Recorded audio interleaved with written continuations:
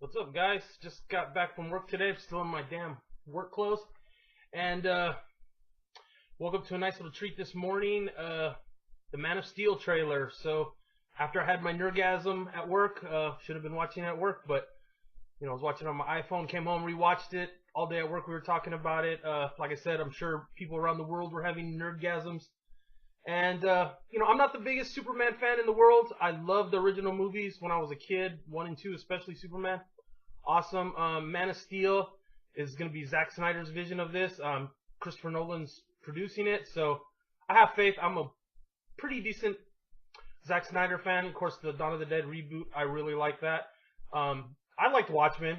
I haven't seen Sucker Punch, but Watchmen, 300, and Dawn of the Dead, I was just fine with. I mean, his filming style is okay. I don't know why people really hate on the guy so much. I know his movies don't have a lot of substance to them, but they're movies. They look good, which is an important part of a movie. So let's get to the trailer. Man of Steel, what does it start with? The very beginning, liked it right off the bat. The awesome music playing.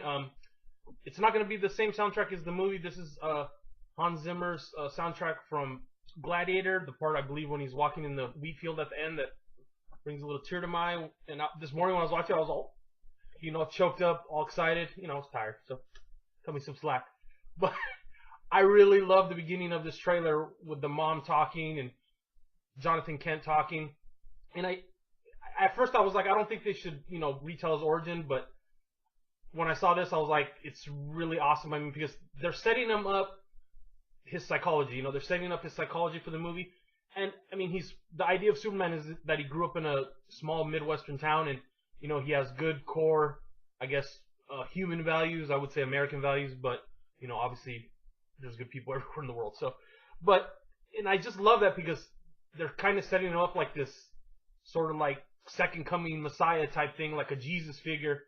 And they're getting into his psychology of why he's a good old boy, a good boy, a super nice guy. And that's the way Superman is. That's why he's different than Batman. I mean, and I just love the beginning when they show him, talking with the mom, and it must be his super hearing or something. She says, just listen to me. I sound like, like a single island in the ocean or whatever, something to that effect. I mean, and then, there's a part where he saves these people on the bus, and, the dad's yelling at him as a kid, why did you save all those people? Why you can't show the side of yourself? And he said, what was I supposed to do? Let them die? And you can tell this stuff affects him psychologically because later in the trailer they show him as an adult with a beard, and he was kind of haggard a little bit, and he sees like a bus going down the street, and the way the trailer starts is he's floating in the water with the beard, and he looks all disheveled, and there's been some sort of explosion, and he must hide his powers for a while, and then in the dire straits of this emergency, I think it's going to be on an oil rig, he probably finds himself his true calling, obviously, which is to be Superman. And I mean, the trailer, the first half, like I said, towards the middle, they show him, you must be asking Jor-El at the Fortress of Solitude, who am I, where did I come from? And they have this really slick scene where it shows him from behind walking with the cape flowing, and the whole backdrop, snow and everything. And this brings us to the favorite part of the trailer for me. It's like, I love the part where he looks at the sun and he just closes his eyes and he's like absorbing like the sun rays.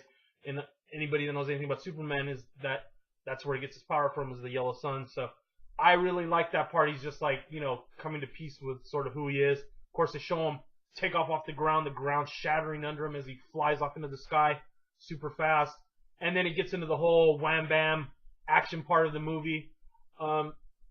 It looks like it's going to be good. I love the idea that the military is going to, try to put him in check, and they're going to have these balls out action scenes. And it all looks good. I mean, you got your lens flare, but hey, whatever. It looks good the way they filmed it. The video quality on the Facebook channel is not the greatest.